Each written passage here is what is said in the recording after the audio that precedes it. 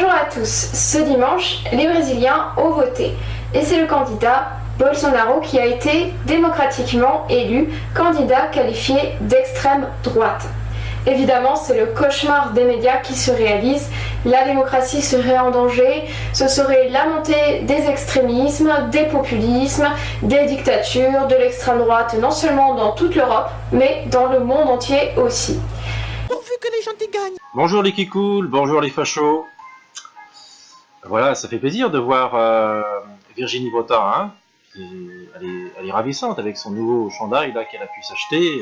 Elle a même pu renouveler toute sa garde-robe, je suppose, avec ce qu'elle gagne sur Tipeee. Mais très bien, je ne suis pas envieux, bien sûr. Je lui souhaite bien du succès. Il y en a un à qui je ne souhaite pas du succès, c'est Jean Robin uniquement. Voilà, alors moi je vais inaugurer une nouvelle formule. Je vais essayer de me mettre à la page d'internet et à la raccroche des jeunes aussi, puisque c'est ce qu'il me faut pour continuer, avec des sujets qui ne dépassent pas 5 minutes.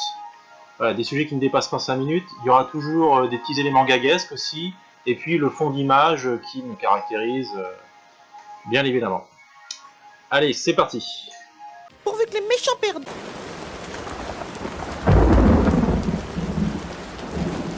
La victoire du candidat brésilien Jair Bolsonaro, qualifié d'extrême droite, fait évidemment plaisir au camp nationaliste en France, d'autant plus que ce camp n'arrive à rien, tout simplement.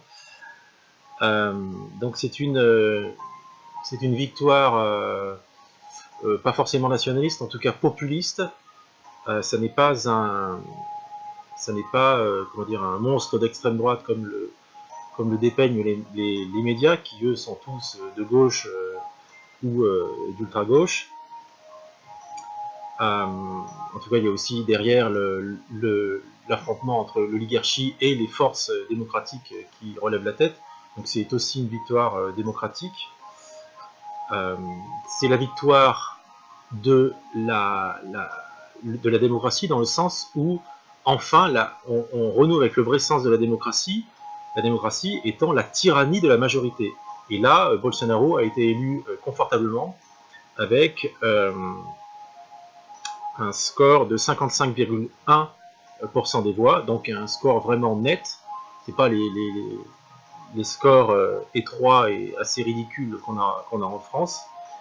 Un score démocratique net qui montre une volonté populaire, une volonté véritablement démocratique. Donc pour moi, c'est le renouvellement, c'est la continuation de la vague populiste et le renouvellement, l'enracinement à nouveau de la démocratie. C'est un renouvellement démocratique contre les élites autoproclamées oligarchiques. Et rien que pour ça, c'est une bonne nouvelle. Bon, à part ça, ce militaire qui n'a pas fait tout à fait carrière dans l'armée, puisqu'il n'a atteint que le grade de capitaine. Politiquement, il a changé souvent de parti. Il a pu avoir des positions contradictoires.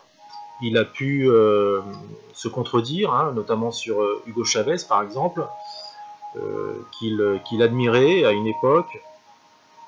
En 1999, par exemple, il déclarait dans un journal de Sao Paulo qu'Hugo Chavez était un espoir pour l'Amérique latine. Bon, après, évidemment, il a changé d'avis. Récemment, il avait comme idée de nommer comme ministre de la Culture un ancien acteur porno, Alexandre Frota. Et je pense que l'idée lui est passée. Bon, voilà, c'est pas non plus un sauveur extraordinaire qui serait paré de toutes les qualités et de toutes les vertus, loin de là, je pense. D'ailleurs, son programme, si on veut, écologique, pose problème. Et je comprends les inquiétudes, en fait, venant soit des écologistes sincères, soit des gens de gauche qui mettent l'écologie, placent l'écologie avant tout, sans vraiment faire le rapport avec une quelconque doctrine.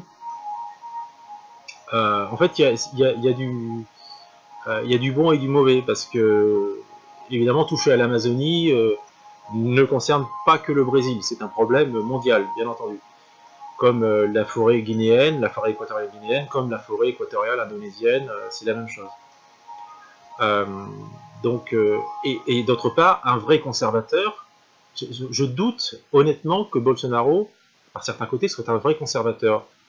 Déjà, dans sa vie privée, enfin, j'y reviens, je ferai une petite accroche sur sa vie privée plus tard, mais concernant l'écologie, un vrai conservateur, normalement protège son peuple, défend les intérêts de son peuple, et défend donc aussi les intérêts de son pays, et défend donc aussi les ressources naturelles de son pays. Alors évidemment, il faut maintenir un équilibre entre l'exploitation des ressources naturelles et la préservation de ces ressources. D'un côté, il peut y avoir un problème avec le statut des Indiens, par exemple, qui soit trop favorable, et on a déjà vu ça dans l'Amérique, le statut des Indiens dans les réserves ne mène qu'à la paresse, à l'apathie de ces Indiens, ils deviennent alcooliques, ils deviennent dépendants de l'État, c'est pas forcément une bonne chose, et d'autre part, évidemment, le Brésil a besoin de se développer. Alors moi, en tant que petit Français, je ne sais pas quelle est la solution, mais le problème, à mon avis, est complexe. Voilà, c'est quand même une victoire qui fait plaisir, essentiellement parce qu'elle concerne les problèmes de corruption et de violence dans le pays. Viens faire des bulles, viens faire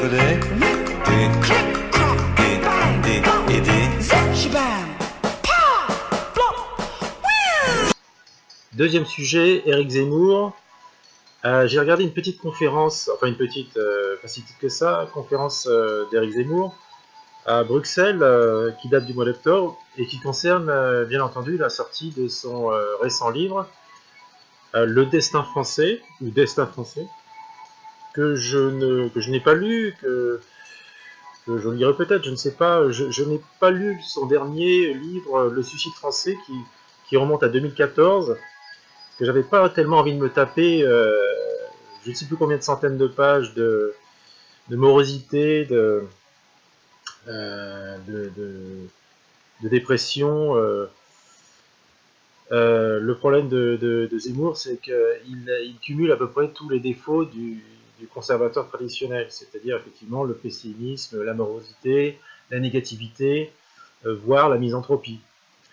Donc à la longue, c'est assez usant. Je rappelle le mot de Henri Delequin à l'égard de Zemmour, justement à l'occasion de la sortie de ce livre, je crois, Le Suicide français. Henri Delequin avait dit que Zemmour n'aimait pas la France, justement parce que Zemmour, que je connais depuis longtemps,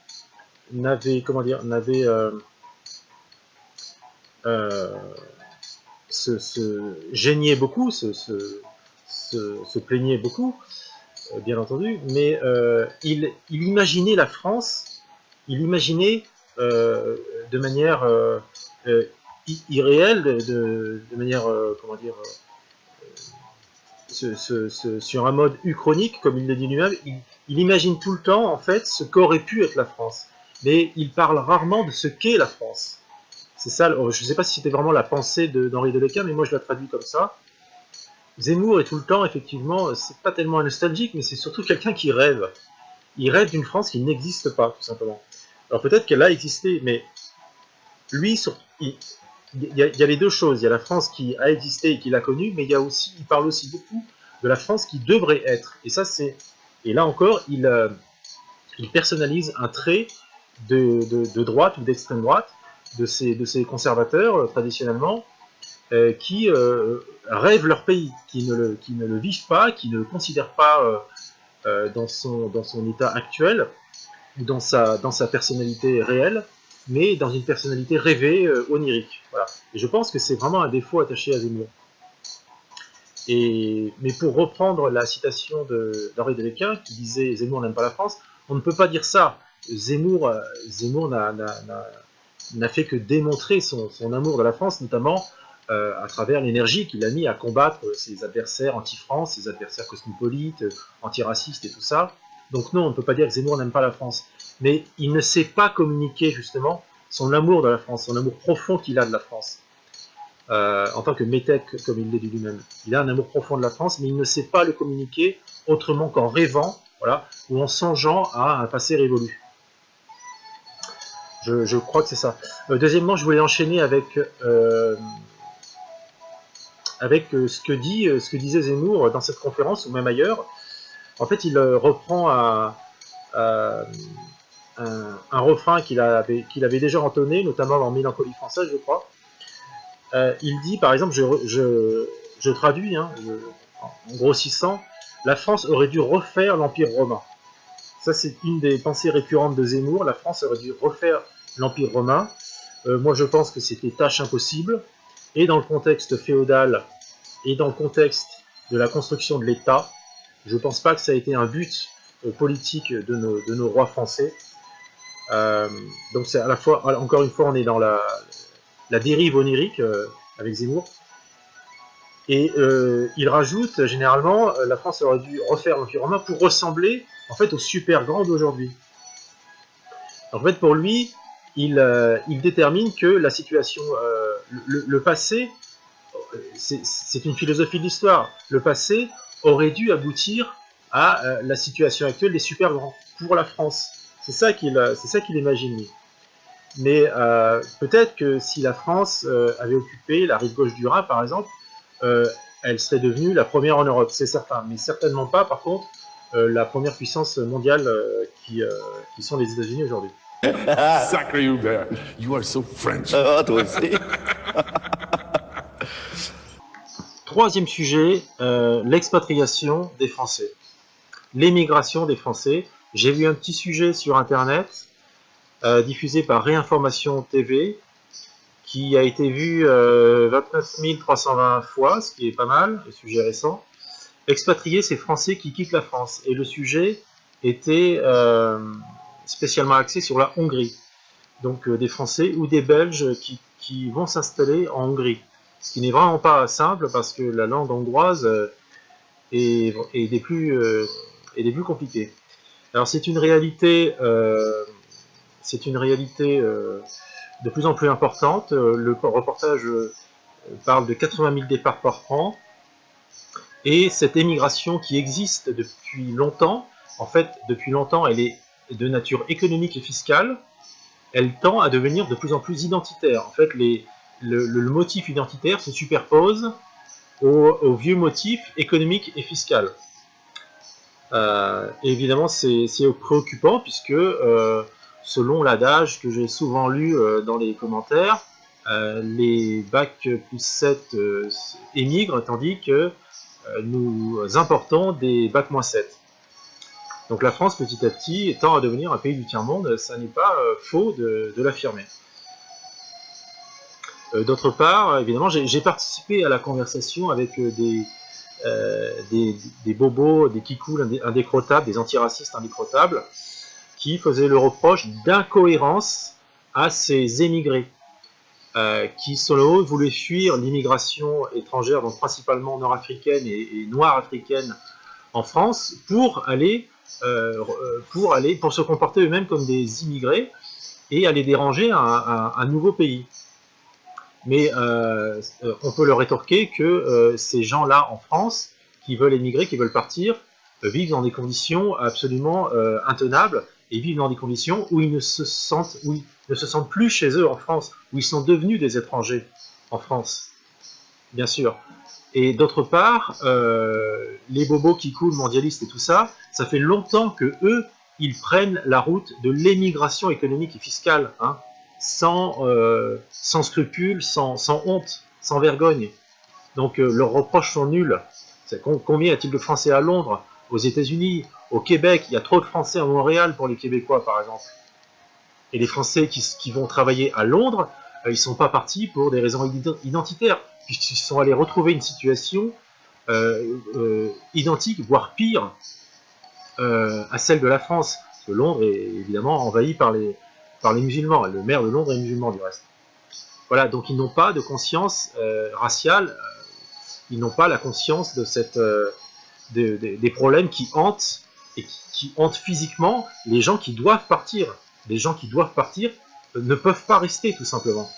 Donc les bobos, les petits bourgeois, les puceaux du réel, les petits bourgeois dans leur quartier parisien ne connaissent pas physiquement, réellement, les problèmes dont ils traitent. Pour conclure, ceci dit, c'est évidemment un déchirement de partir, et je pense que pour les Français désireux de partir, il vaudrait mieux, ce qu'ils souhaitent avant tout, c'est quitter un quartier, c'est quitter un mode de vie qui est devenu insoutenable, notamment à cause de l'islamisation, et je préférerais que ces Français, finalement, quittent leur quartier, mais restent en France. Ça serait... Parce que là, il y a une dispersion des forces, tout simplement. Je ne fais pas, j'essaie de ne pas mettre de moralité dans le sujet, un espèce de moralisme patriotique, c'est pas le cas, mais je pense qu'il est quand même préférable de rester en France et entre nous, et c'est peut-être l'occasion pour ces apprentis émigrés de retrouver le vrai sens d'être français. C'est ce que veut Suavelos aussi avec Conversano. Donc plutôt que de partir, essayer de se regrouper entre Français de souche. Ça me paraît une solution. Parce qu'à l'étranger, en Hongrie, ça va être très difficile de se retrouver entre Français de souche. Ça fait plusieurs fois que je te croise. Tu es toujours sur mon chemin, tu veux quoi? Mais c'est peut-être toi qui es sur mon chemin, pas moi. Enfin, dernier sujet, j'arrive à être dans les temps. Vers la guerre civile, c'est un autre sujet que j'ai vu sur Internet, donc une autre émission publiée par le Cercle Richelieu que j'ai découvert du coup, et qui remonte à septembre, c'est aussi récent. Donc l'intitulé c'est Vers la guerre civile entre blancs. Enfin je ne sais plus si l'expression entre blancs apparaît, mais c'est ce que développe le chroniqueur qui anime ce Cercle Richelieu, et qui en fait fait comme moi, c'est quelqu'un de seul qui parle au micro, et le Cercle Richelieu là pour le coup atteignait 18 410 vues, donc c'est fort aussi, et lui son propos c'était que la guerre civile va se dérouler entre blancs, contrairement à l'opinion commune, soit parmi les nationalistes, soit au-delà. L'opinion commune dit que la guerre civile, ce sera une guerre interethnique, une guerre interreligieuse. Et lui disait au contraire que la guerre civile serait aussi une guerre interraciale finalement. Et je partage ce point de vue depuis longtemps, parce que je n'ai pas vraiment compris, je ne comprends pas vraiment comment les Arabes d'un côté, les Africains, les Noirs africains, les Afro-musulmans et les musulmans en général pourront constituer une armée singulière et unie contre le reste de la France composée de Français de souche. Non, la division ne se fera pas comme ça, c'est être naïf que de voir les choses comme ça. Tous les jours, on constate bien, notamment sur Internet, que la fracture, la division se fait entre les Français, ceux qui se reconnaissent comme Français de souche, dont moi, les Français de souche, les nationalistes, et les Macron, les antinationalistes, les mondialistes, donc les gauchistes antiracistes, les qui coulent, les républicains forcenés, ceux qui croient plus en la République qu'en la France, en quelque sorte, ceux qui croient plus en cette abstraction, ce symbole qui confine à l'anti-France, plus qu'en la France patrie charnelle. Voilà. Et d'ailleurs, cette fracture, cette division, cette opposition est étayée par nos guerres civiles, parce que la France, comme le rappelle souvent Zemmour, est un pays de guerre civile.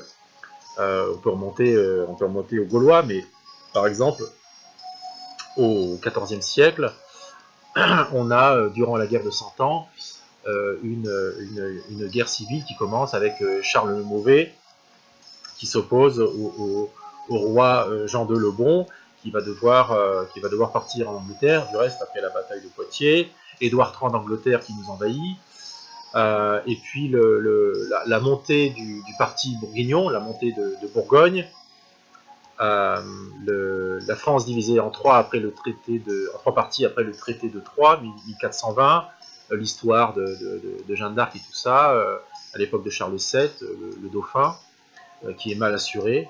Et voilà, et lui n'avait que le royaume de Bourges, et les Bourguignons étaient anglophiles à l'époque. Tout comme l'université de Paris, je l'avais rappelé dans une autre vidéo, l'université de Paris, les clercs et tout ça, qui ont participé à la condamnation de Jeanne d'Arc. Au XVIe siècle, on avait évidemment les Huguenots contre les catholiques, les Huguenots étant de puissants fanatiques. Hein. Contrairement à ce que raconte l'imbécile Jean Robin, les Huguenots étaient sans doute les plus fanatiques dans cet affrontement. Les prosélytes sont souvent les plus fanatiques. On peut aussi aller au XVIIIe siècle avec cette fois le pouvoir républicain qui décide de supprimer une partie de la population en Vendée. Donc cette histoire n'est pas nouvelle, nous sommes un pays de guerre civile, avec des soubresauts nombreux, comme l'affaire Dreyfus par exemple. Et personnellement, je pense que la solution, c'est un gouvernement, un régime autoritaire de droite, un peu à la Franco. Franco qui a eu quand même le mérite de terminer la guerre civile en Espagne, et finalement de prolonger, de poursuivre la monarchie, de la restituer à l'Espagne, la monarchie des Bourbons, ce qui donne le vrai sens de la conservation. Ce fut un vrai conservateur puisqu'il a restauré la monarchie, espagnole. Ravi de vous revoir, Hubert. Comment s'est passé votre séjour à Gstaad? Ma foi, comme un lundi. Frais dans la matinée, soleil l'après-midi, la recette des sports d'hiver réussie. J'en suis ravi. La conclusion, c'est que cet essai est concluant, cette tentative est réussie, il me semble. Il y a quelques défauts, bien entendu. Je n'ai pas parlé de certaines choses. J'aurais pu développer le sujet de la guerre civile en Europe, par exemple, puisqu'il n'y a pas que la France qui est menacée de guerre civile.